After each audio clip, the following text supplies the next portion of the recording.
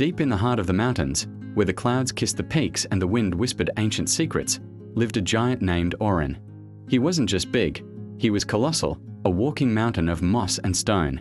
His footsteps rumbled like distant thunder, and his shadow could swallow an entire village.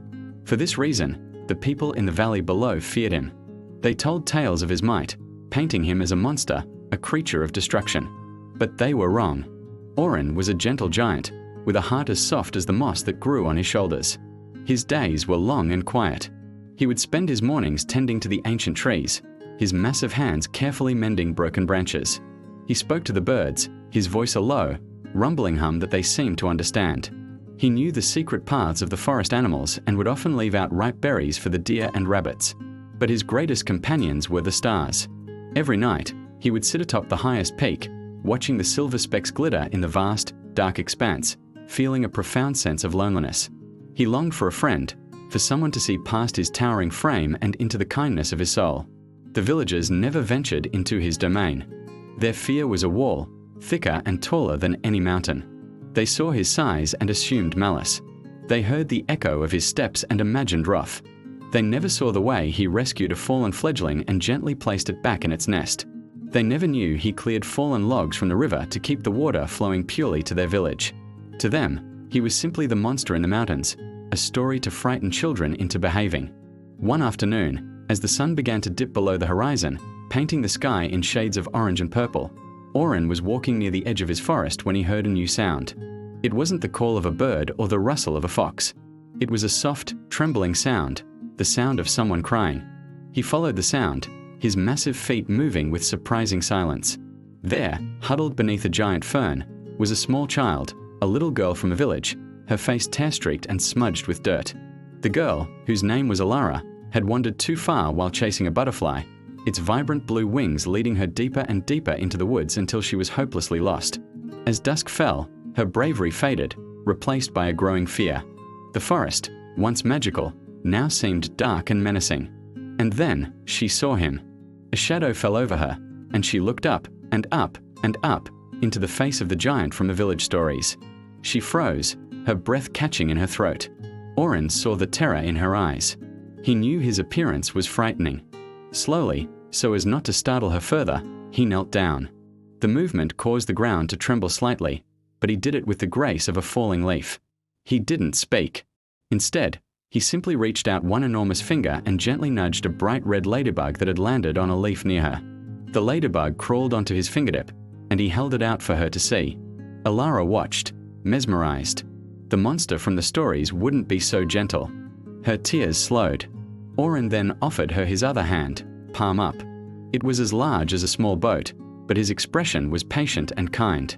Hesitantly, she placed her tiny hand in his. His skin was rough like tree bark but warm. He gave her a small, reassuring smile, a rumbling sound emanating from his chest that felt more like a purr than a growl. He carefully lifted her onto his shoulder. From up there, the world looked completely different. She could see over the tops of the trees, all the way to the twinkling lights of her village in the distance. She wasn't scared anymore. She felt safe, perched high above the world on the shoulder of a giant. She pointed towards the lights, and Orin nodded in understanding. He began to walk, his long strides covering the ground effortlessly. He chose the clearest path, avoiding thorny bushes and steep drops. As they neared the edge of the forest, the villagers' search party spotted them. Torches flared, and shouts of alarm filled the air. "The monster has Alara," someone cried. The villagers raised their pitchforks and axes, their faces grim with fear and anger. They saw the scene they had always imagined, the fearsome giant with a child from their village. They prepared to attack, to save the girl from the beast. But then, something unexpected happened. Alara, from her high perch on Orin's shoulder, called out, "Stop! He's my friend. He saved me." Her small voice cut through the tense silence. The villagers faltered, lowering their weapons in confusion. Orin gently knelt and allowed Alara to slide safely to the ground. She immediately ran to her parents, who hugged her tightly. "He's not a monster," Alara explained, turning to face the crowd. "He was kind. He found me when I was lost and scared, and he brought me home." The villagers looked from the small, earnest child to the massive, silent giant. They saw him not through the lens of their fear, but through Alara's eyes. They saw the gentleness in his posture, the worry in his expression. For the first time, they saw Oren. The village elder stepped forward, his face etched with years of wisdom and, now, a touch of shame.